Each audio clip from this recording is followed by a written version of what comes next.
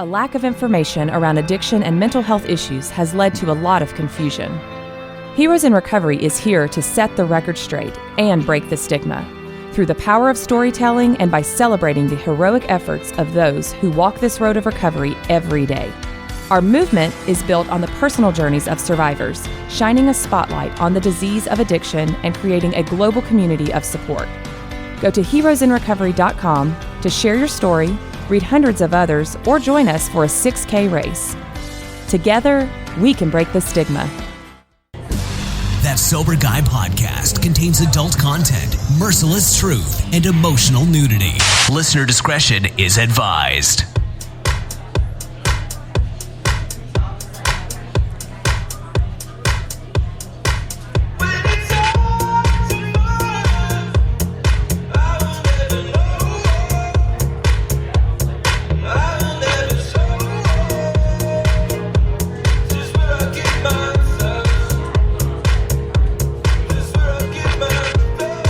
Yo, what's up? Welcome to Sober Guy Radio. Thanks to Humans for bringing us in, and thanks to you for supporting the show. We are live at Innovations in Recovery Conference in San Diego, California, brought to you by Foundations Recovery Network. Definitely excited to be here. The weather is phenomenal. You can't beat San Diego. And if you're tuning in for the first time, welcome. I am Shane Raymer, and I'm in long-term recovery. I've seen firsthand how addiction affects families and how it affects individuals, and I'm definitely on a mission to get people talking about it. I want to give a big thanks to God, to my family, my recovery program and sponsor, and of course the Sober Guy community for helping to bring me and keep me, I guess, on the right track each day and live a life free from alcohol and drugs. I'd like to say, if you're listening out there and you or someone you love is looking for a life free from addiction, you or they can have one. I promise you that. All you got to do is reach out, ask for help. There's nothing weak. There's nothing shameful about it. If anything, it is the most strengthening thing I think that I have done that has made me stronger as a man, as a husband, as a dad in my life. We have the resources to do that, and you can find those at www.thatsoberguy.com. All of our sponsors and our partners are on there. You can check it out there today. And you can also join our private Facebook group with almost 500 members who are active in their own recovery and will help you find support and connect with each other. It's really a great, safe place to have a good time and discuss anything going on in your life or any thoughts you might be having, any advice or receive some advice.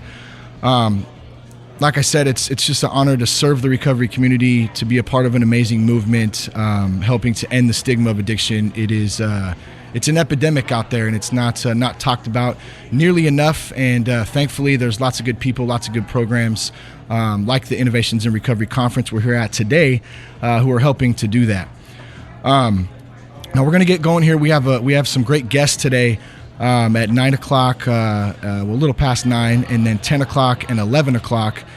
First, I am feeling the effects of a massive ice cream hangover. I had a huge sundae last night and crushed it in the room and woke up, man, just feeling like a sugar rush. It was a little rough in the morning.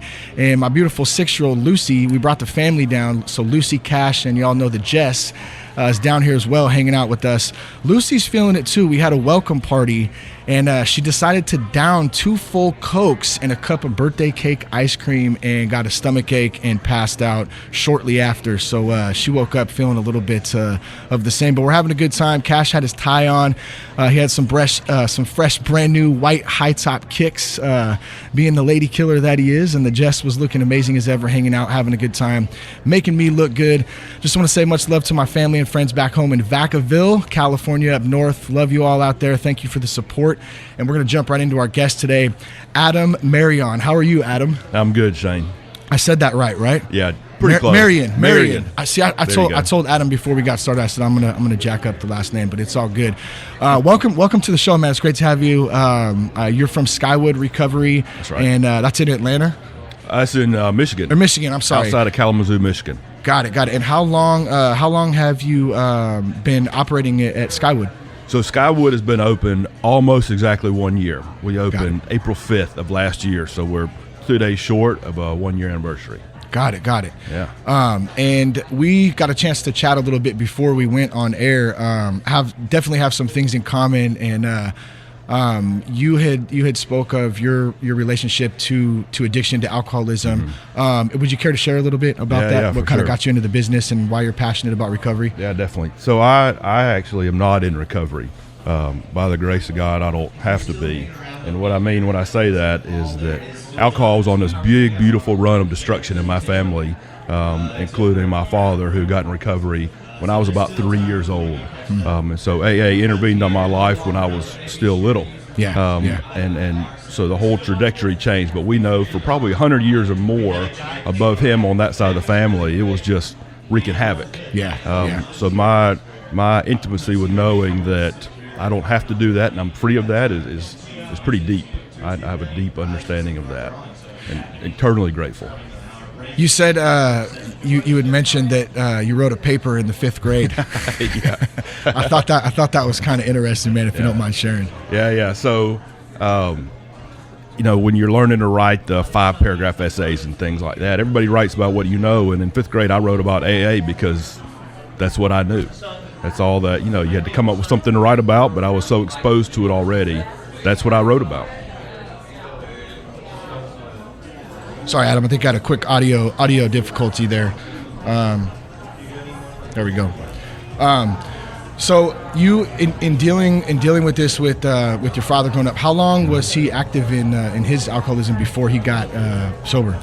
I think he would probably tell you the first time he drank a beer when he was 14, he got drunk. Really? Yeah. But we were already a family, and so. I don't really know what he'd say. Most of what I've heard about is recovery, to be honest with you. Yeah. That's what most of the discussion's been about. That's what most of life has been about since then. Is just recovery in general, just recovery. Yeah, recovery, how to do life without addiction, and really, when you run into problems in life, whatever it may be, how to take it head on, but how to not try to be the all-powerful over it. Let's talk a little bit about Skywood Recovery. I know you're working on another project coming up, and we might get into that in a little bit. How is the facility operated? What's the passion behind bringing folks in and really helping them get clean and sober and stay sober too? I mean, that's such an important part. Yeah, so many times people come in and either they didn't believe it was possible or they didn't believe they could do it. Or sometimes even that it wasn't cool, right? Yeah. Everybody around, and then the frustration over my buddies can go on the weekend, but I have to go through the week, all that kind of stuff. So Skywood is an amazing place. First off, it's on 300 acres, right? Yeah. It's huge, and there's sprawling hills and pathways and all that kind of stuff.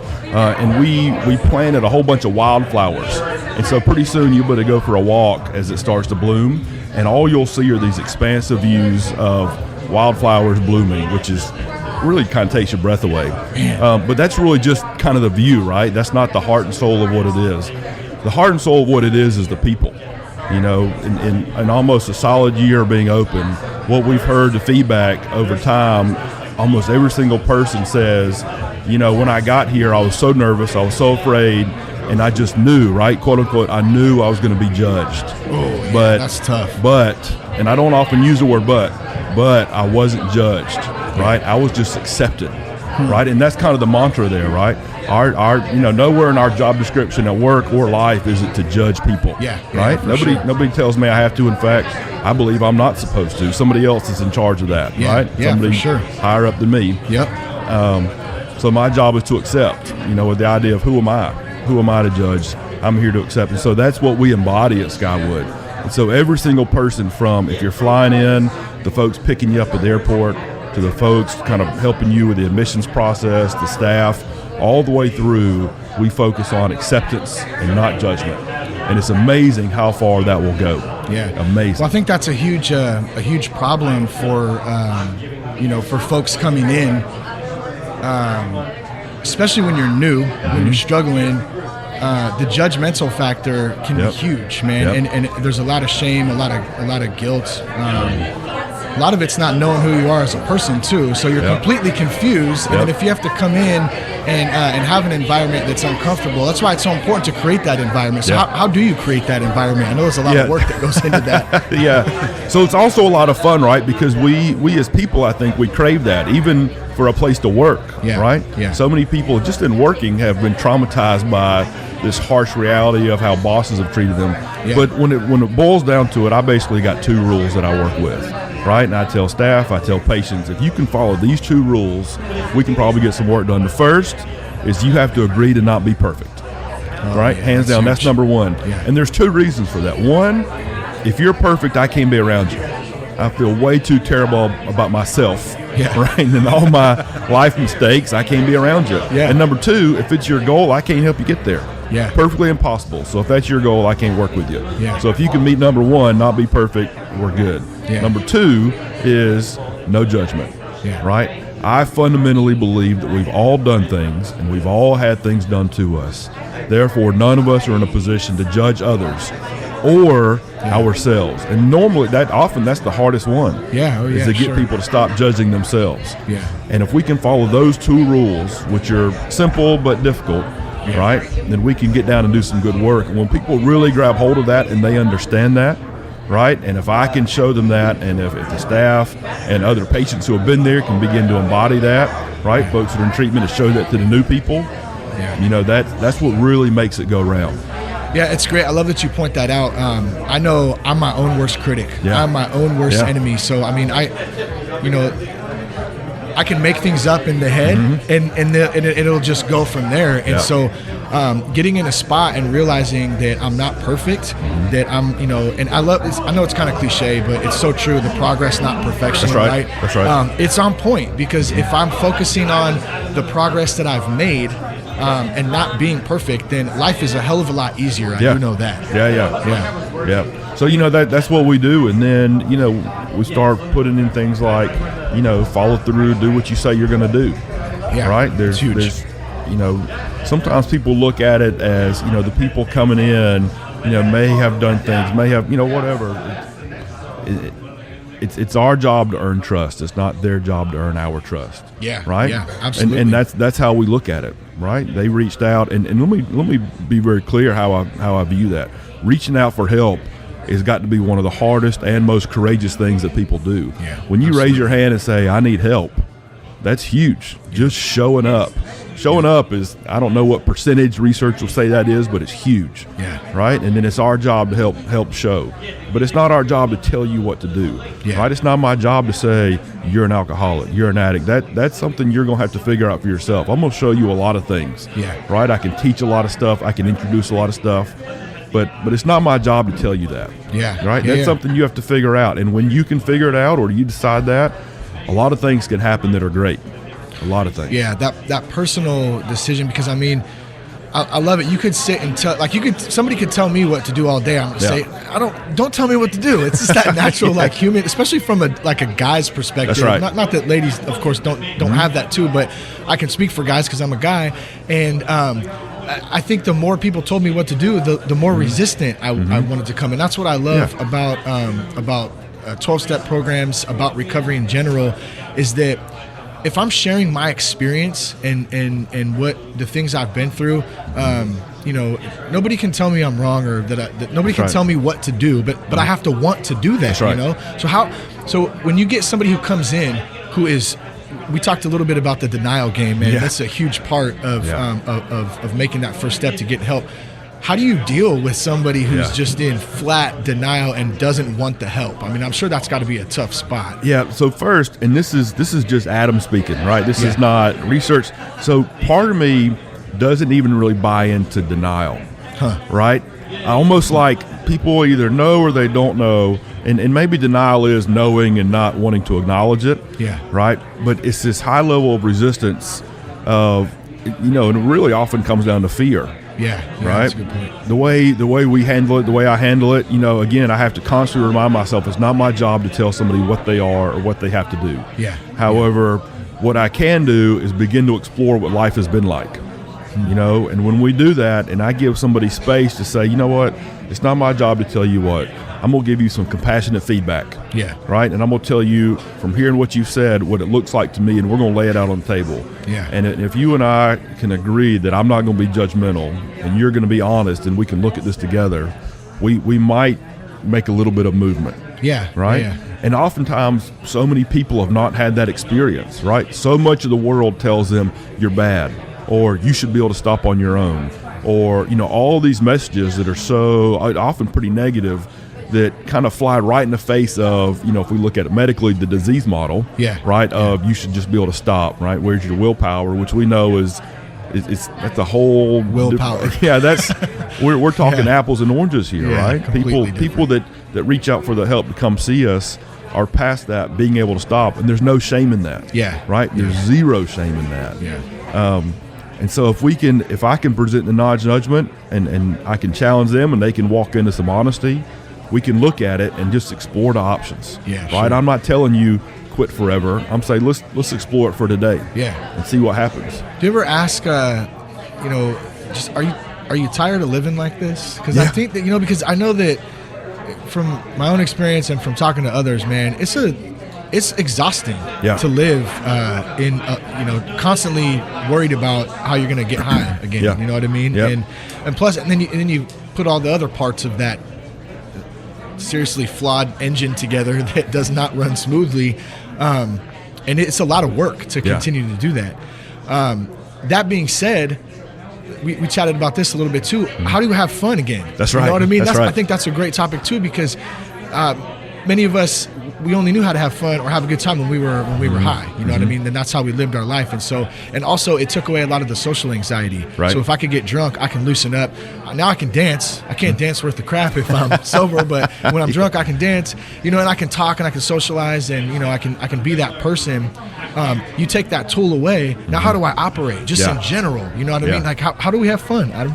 So I got a whole soapbox on the have fun in recovery. Right? I got a whole soapbox. I love it. Because I've heard so many people say, I'm sober, I'm doing recovery, but this sucks, it's no fun. And I'll say, well, whose fault is that? Right? And often they just see that, life in recovery means don't use, go to meetings, when you finish treatment and go to work. And that, meetings, work, home, and that's it. And I say, well, where's your fun? And they say, what do you mean?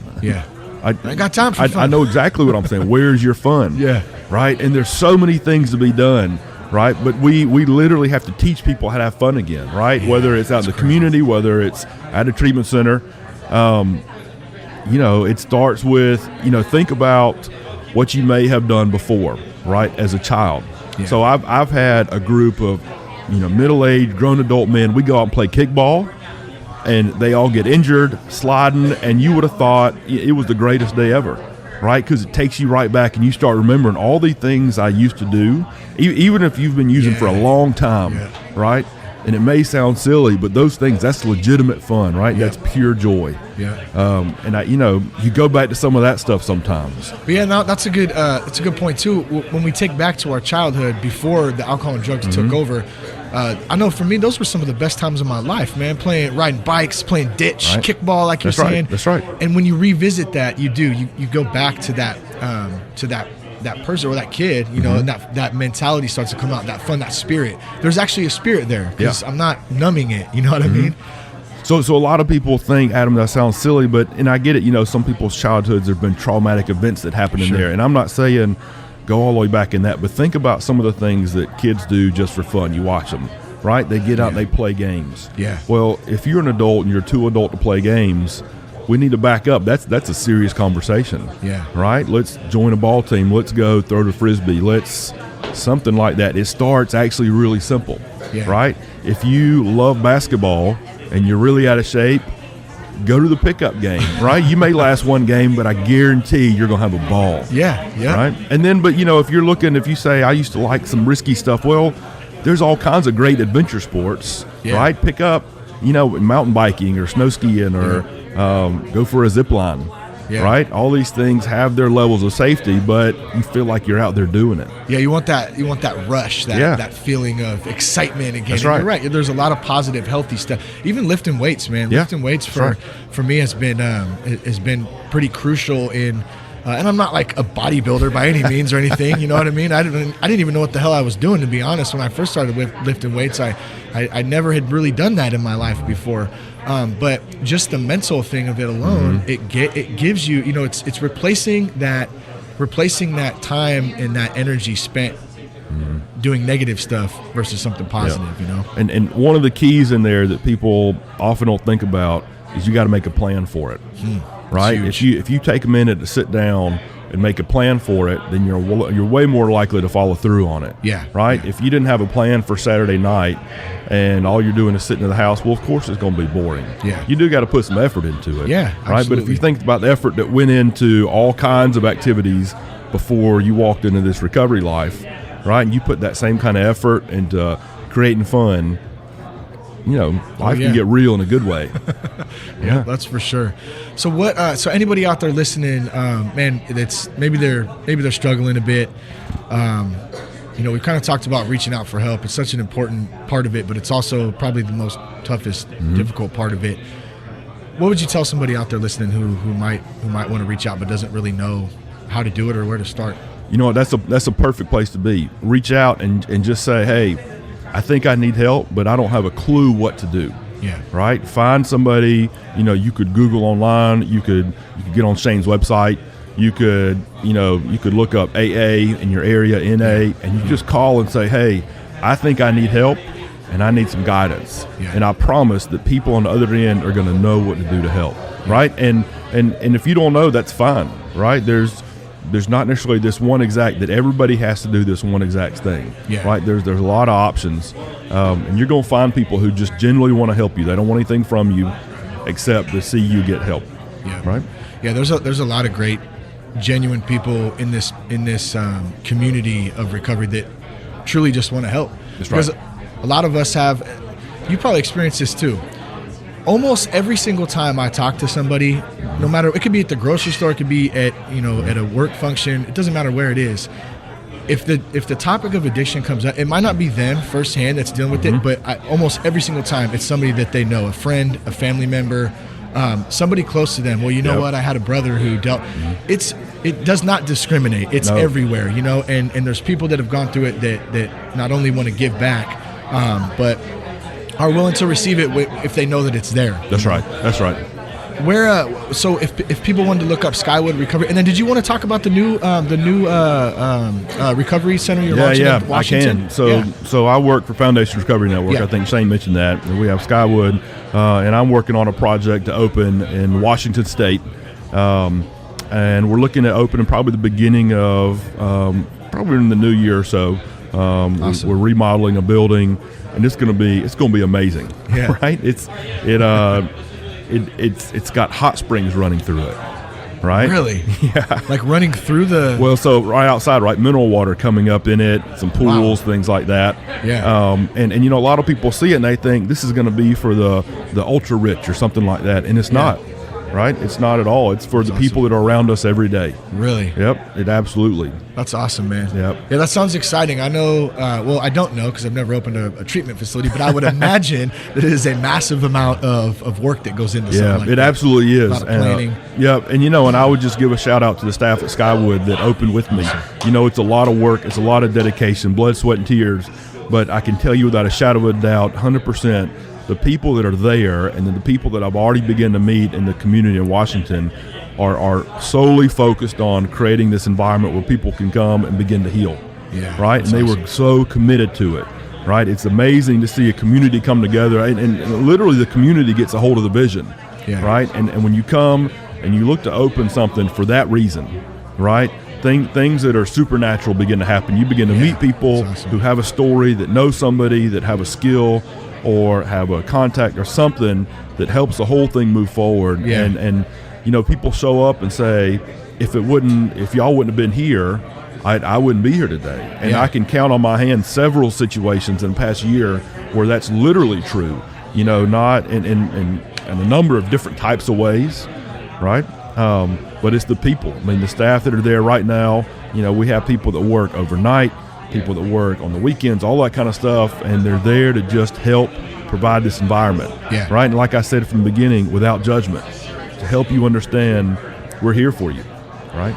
I want to touch on one more thing, man, and then we'll wrap this up. We had kind of talked too about that old school mentality. Yeah. Because I think this is such an important thing. And you already mentioned it too. People have different ways of doing things. People learn differently. People prefer different things. So I think as this community grows, there's a lot of different outlets we can choose from. So there's not one specific way that one way that works for somebody might not work for the other guy. What's kind of your take on that old school mentality versus the new school mentality, and how do they? Because I still think they're connected somehow. And I think there's a balance you can find in between them. I'm not saying one's better than the other, but things are changing, man, and that's as they would with time. What's kind of your take on that? Well, the first thing I would say is that one thing we know is that a lot of people struggling with addiction are also struggling with some kind of mental health, right? And that sounds kind of like a bad phrase, right? We have all the stigma attached to it. Yeah. But if we try to get the stigma out of the way, a big thing I'd like to say is you're not alone, right? If you're struggling with anxiety, depression, mood stuff, whatever it is, we got a place for you, right? And the treatment centers that we do, in particular, that's what we focus on, right? Yeah. People that struggle with both. And so part of the old school is that if you're taking any medication that you're not sober, well, I'd like to be here to say that's not true, right? Some people are going to be out there that need to be on medication, not addictive medication and not intoxicating medication, right? But it's no different than taking medication for blood pressure, right? This is a chemical imbalance that thank God the medical community has a way to treat, but you have to do a lot more than just that. It's kind of like if you have diabetes, you still need to exercise, and heart issues, you still got to exercise and do all that stuff with the medication. So for me, that's the first one, because I see a lot of people struggling with that and have struggled for years not being able to maintain in recovery because they haven't taken care of that part. And then, kind of the new school, old school, so we have a facility in Northeast Georgia called Black Bear Lodge, and there's a guy there I like a lot named Matt. And I was having a conversation with him one time, and it was, smart recovery, AA, NA, and he said, to be honest with you, it's whatever it takes. He said, I'm a whatever it takes guy.